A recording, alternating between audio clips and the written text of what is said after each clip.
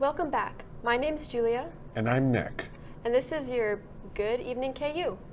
So, we just finished Easter weekend. Nick, did you do anything fun for Easter? Oh, I went home to Overland Park to see my family. My sister was actually visiting from St. Louis. That's awesome. Is your sister older or younger? She's about 1 year younger. Okay, so you guys are pretty close in age. Well, that's nice that you got to see her. Yeah. Did you and your family have any, good food on Easter? Yeah, we had hard-boiled eggs and croissants and had a few strawberries. It was during breakfast.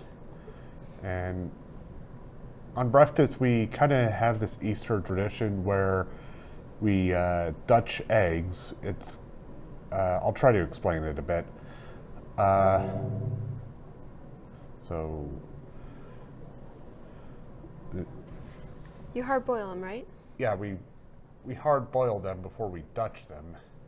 And let's say that I have an egg here, I'm holding it upright, and the person across from me is holding their egg upside down, and the person who's holding the eggs upside down sort of what do you call it? Cracks it against each other?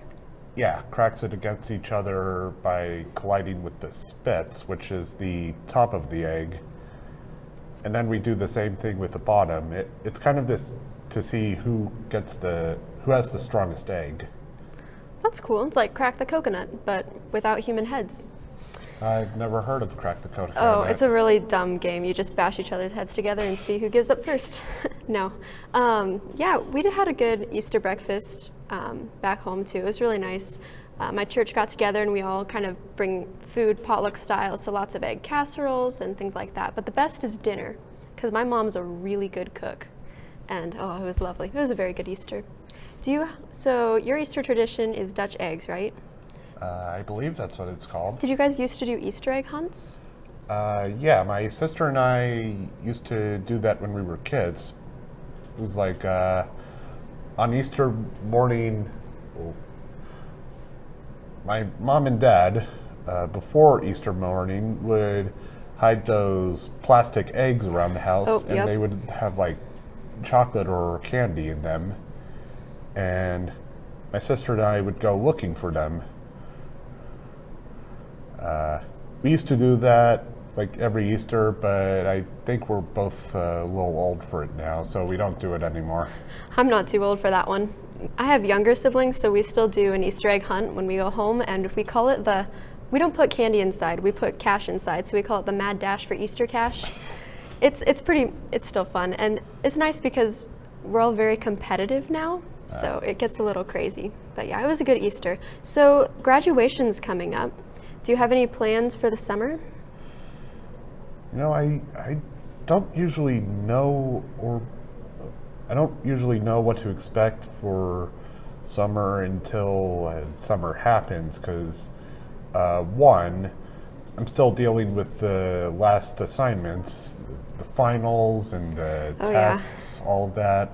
So I don't really have time to think about what's going to happen after that. I have to focus on what's happening now before I can focus on what's happening then. That's probably smart. Yeah. But you're going to go home maybe, right? Second of all, I don't usually do planning when it comes to family-based events. I don't really know what to expect until I hear like my parents out or my sister or some other family member. Okay. Well, I hope that it's a great summer for you, and I'm looking forward to it as well. That's all for today, and we're going to pass it on over.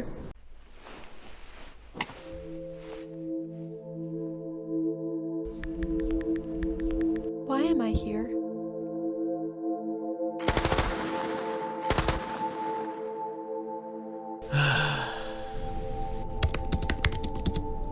Why is there so much evil in the world?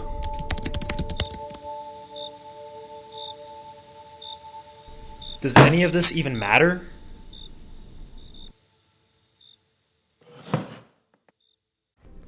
What is the meaning of life?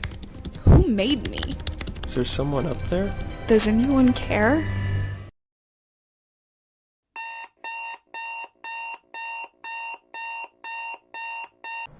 Welcome back. I'm Emma Seville, and today we have Lane Gillespie with us. He is a senior, graduating senior here at the J School. So welcome to the show. Thank you. So you've been here a while. Yeah. What have been some things you've done either here in the J School or like just at KU in general? Well, I've done a lot, especially with the J School and around KU in general. I started off working with Media Crossroads and with KJHK. Eventually, KJHK, the student radio, is where I really found my calling eventually. I came in not wanting to do something with sportscasting, but I didn't know if I wanted to do play-by-play announcing or to be just a reporter or a videographer in general. Then when I got with KJHK, I decided that play-by-play announcing was my calling, so I spent a lot more time with that. Since then, I've been able to call a lot of games, football, basketball. Now I'm the radio voice for KU baseball and get to call every single game this year. Oh my, that's so cool. So I gotta ask, what has been your favorite sport to call? I would say basketball, and I know we're really blessed here at KU to have Yes. such great basketball, especially winning a championship this year. But to me, it's kind of a challenge, and it also is a lot more unpredictable, in my opinion. I believe I'm able to keep in pace with everything. I know there's sometimes where I'm a little bit behind, especially because you have to call every little detail in radio. Oh, yeah. So it could be very difficult, but I think basketball is my all-time favorite to call. Nice. Were you able to call any this year for like our amazing season? Yeah, I did, thankfully. I awesome. called, I think, 3 or 4 games. Most recently, I think it was West Virginia was the last game I called. I was here at home back in January, but I know a lot of great people with KJHK were able to call the national championship. I wish I had a chance to listen. I was too busy watching it at Allen Fieldhouse. So. Hey, but you know what? That's okay. Like, it was a crazy game. So, yeah. So we were talking earlier, and you said that you used to work on Playmakers. Can you tell us a little bit about that? Yeah. Back then, Playmakers wasn't, quite as big as it was today, where they have, a bunch of different segments and a lot more presentation value and stuff like that. At that point, it was more sitting in front of a camera talking about sports, but I really think that it kind of paved the way to where it was today. And I think the people at Playmakers today do an absolutely phenomenal job. That's amazing to hear. So that's a really good like repertoire of like different things you've been able to do. What are your plans after graduation? I know what I want to do. I just don't know exactly where I'm doing it. I want to start off at a local radio station, and I would love to stay in Northeast Kansas, either Topeka, which is where I'm from, maybe Lawrence, maybe Kansas City as well. And I know it's where a lot of people get their start as play-by-play announcers, just calling high school sports and then being able to cover college and professional sports as well. Not quite announcing them, but just at least covering them on a media outlet. I know that's where I want to get my start. Awesome. That's so cool. So is there anything else that you would like to add? I've had a phenomenal 4 years here at KU, and I know we went through a ton, especially with the pandemic. Yes. A couple of years ago, and I had to miss out on I had to miss out on calling the NCAA tournament my sophomore year. Dang. I called it my freshman year, thankfully, but that's when we got killed against Auburn. But I know we had a big chance my sophomore year, and since then, I really took sports for granted, before the pandemic, and now that I'm in the position I am today, calling more sports, especially being the voice of KU baseball, which was not a thing because of the pandemic the last couple of years. I feel really blessed, and I loved KU growing up, and being here the last 4 years, this has really been my home. I'm really gonna miss this place. That's awesome to hear. So real quick, do you have any tips for like younger J school students and like getting involved and figuring out their calling? Yeah, just get some experience. That's basically the gist of it. That's exactly what I did. Find your calling. Try to go everywhere in the J school. That's all that I can say. And with time, with experience, you'll find exactly what you want to do. I was thankful to find that early. I found it my freshman year, but some people won't have until their sophomore, junior, or even their senior year to know what they want to do. But the more experience comes, knowing exactly what you want to do, and then becoming a professional at it eventually. Awesome. Well, thank you so much for joining us today. And after the break, we'll be back with news and sports. Okay, when asked about mental health in finals week, the first thing I think about was when I was told that your physical health and your mental health are just as important as one another. Some activities that I plan to partake in during finals week are things like exercising, sleeping extra, drinking lots of water, going to the park, just hanging out with my friends, and really making sure that I'm doing things that I enjoy. Welcome back. I'm Grace. And I'm Ryan. This is your Monday Good Evening KU News Update. In Ukraine, the soldiers defending the city of Mariupol have ignored a Russian demand for surrender.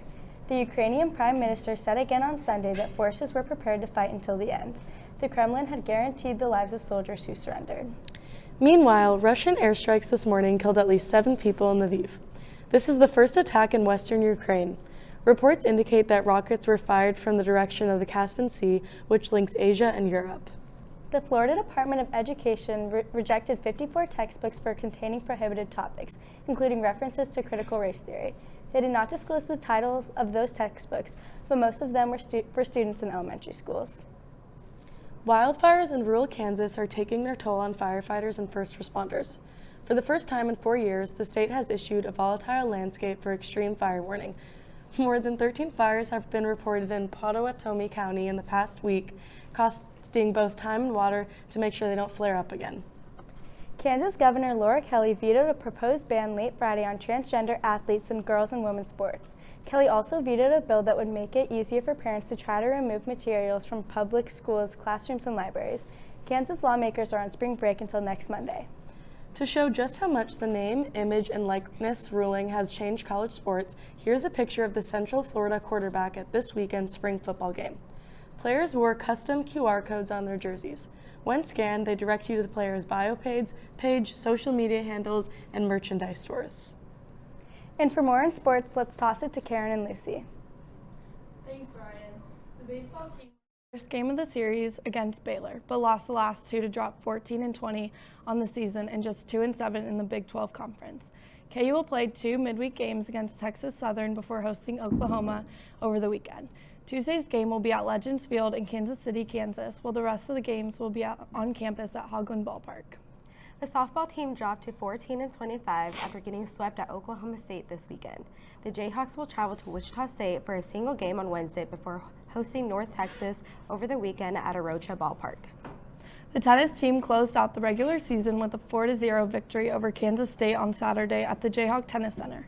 The Jayhawks finished the season with a 14-9 record overall and 4-5 in the conference. The Big 12 Conference Championships will be held April 22nd through 25th in Fort Worth, Texas. Senior Harry Hillier shot a final round 69 to finish 8 under par and win the Hawkeye Invitational Golf Tournament this weekend in Iowa City. As a team, the Jayhawks won their 5th tournament of the season, which is the most wins since 1968. Next up are the Big 12 Championships next week in Trinity, Texas. Former Jayhawk Bryce Hoppel used the trademark finish to win the 800 meters over the weekend at the Mount Sac Relays in California. Hoppel closed on Cuba's Ryan Sanchez to get the victory in 1:47.27.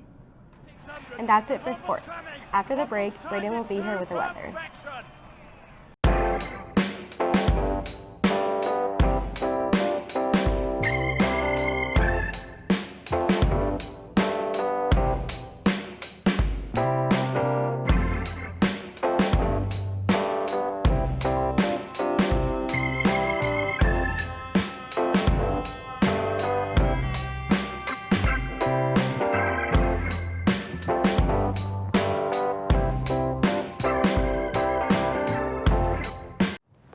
You may not hear it at first, but it's there. Our chant, rising.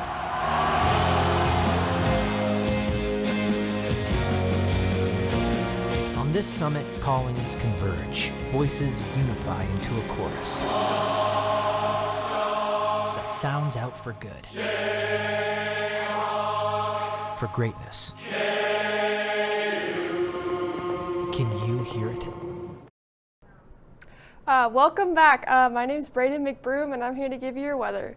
So for today and tomorrow, we're going to see a bit cooler temperatures than we will for the rest of the week. Friday, we're going to see much warmer temperatures, but throughout the entire week, we're going to be seeing chances of rainfall go off and on.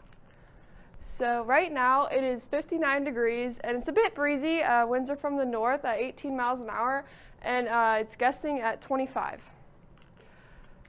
For tonight, we're going to be seeing a freeze warning starting at 3 a.m. and that will go, that's okay. Until Tuesday at 9 a.m. and winds will be from the northwest at 5 to 10 miles an hour and skies will be mostly clear. For Tuesday, we're going to be seeing this green hatched area is a slight chance of rain or thunderstorms that will be coming in with a low pressure system that will be moving towards the east. So that will bring us only a 30% chance of rain showers tomorrow. So not super likely, but you can't rule out some sprinkles. That freeze warning will expire 9 a.m. tomorrow morning and it will still continue to be a bit gusty. Winds will be from the south this time, but up to 25 mile per hour gusts. For tomorrow, tomorrow night, we're going to be seeing a little bit of an increase for that chance of thunderstorms, but not by much. Winds will still be pretty gusty and the low will be 47. For Wednesday, we're going to be seeing still yet another chance for a bit of rain or thunderstorms as the low pressure moves out of our area. And for our 7-day forecast, we can see Monday and Tuesday are going to be in the mid-50s, and Wednesday and Thursday will be in the lower 70s, but we're going to see some chances for showers. On Friday, we're going to see a high of 81 and not too much of a chance for showers, so it's probably going to be a really nice day to go outside. And over the weekend, we'll be seeing temperatures in the mid-70s, but the chance for showers will still be there. And that is all I have for you, but stay tuned after the break for our trivia show.